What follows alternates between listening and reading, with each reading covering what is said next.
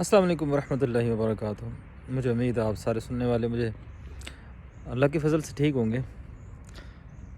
بات یہ ہے کہ اگر سوچا جائے کہ زندگی باقی کتنی ہے تو معلوم نہیں ہے۔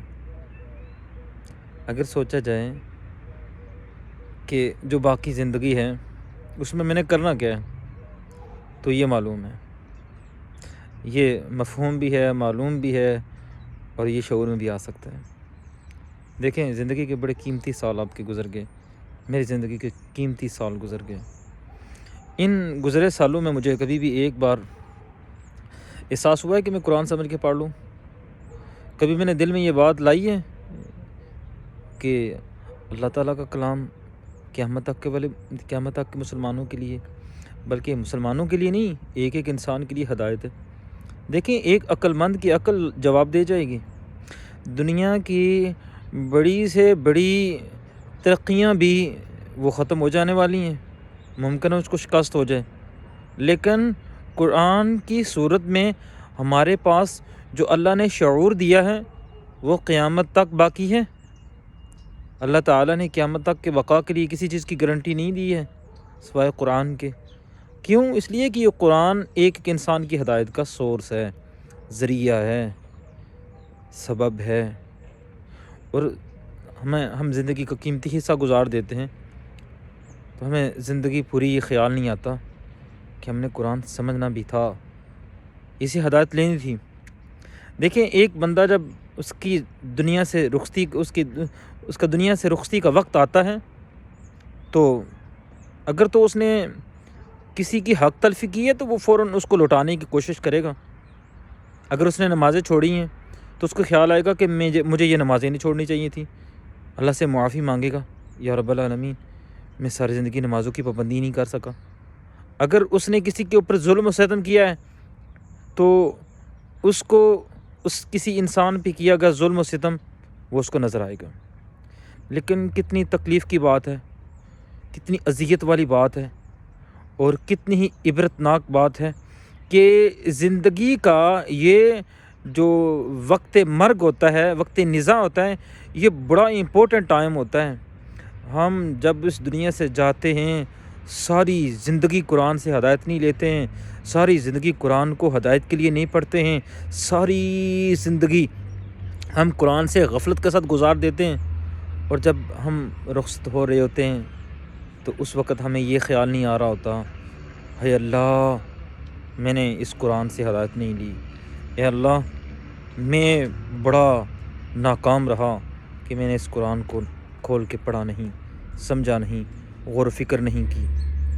شیطان نے کتنے وسوسے ڈالے ہوئے۔ کیا یہ آنکھوں کے سامنے سے آیت نہیں گزرتی ہے کہ نبی پاک صلی اللہ علیہ وسلم ارشاد فرمائیں گے، اے اللہ سبحانہ و تعالیٰ ان قوم اتخذوا ھذا القرآن مہجورا، میری قوم نے قرآن کو چھوڑے ہوئے رکھا تھا۔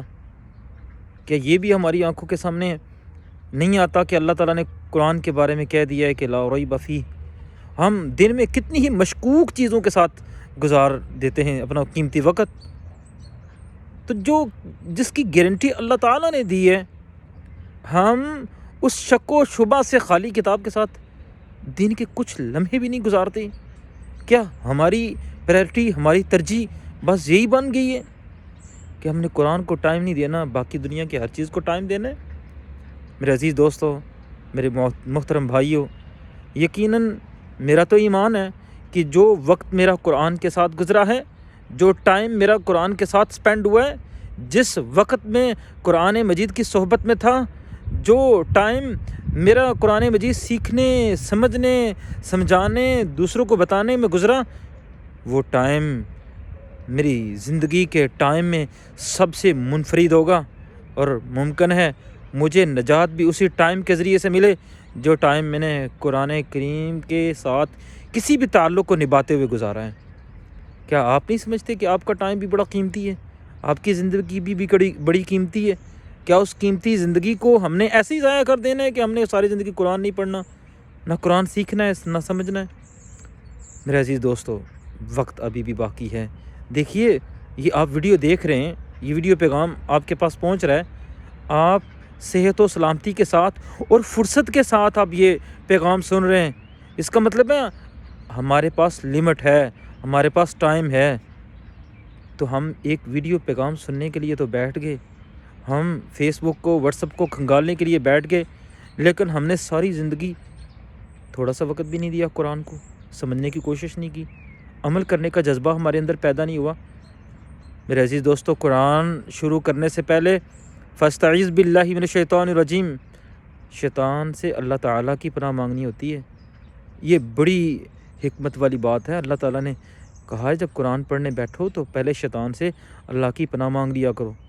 تو دیکھیں شیطان کتنے اٹیک کرتا ہے، کتنے حملے ہم پہ کرتا ہے کہ ہم قرآن سے ہدایت نہ لیں، دور ہیں قرآن سے، تو سوچیں آپ اللہ سے دور ہیں، قرآن کے قریب نہیں ہیں تو سوچیں نہ اللہ کے قریب ہیں نہ اللہ کے رسول کے قریب ہیں۔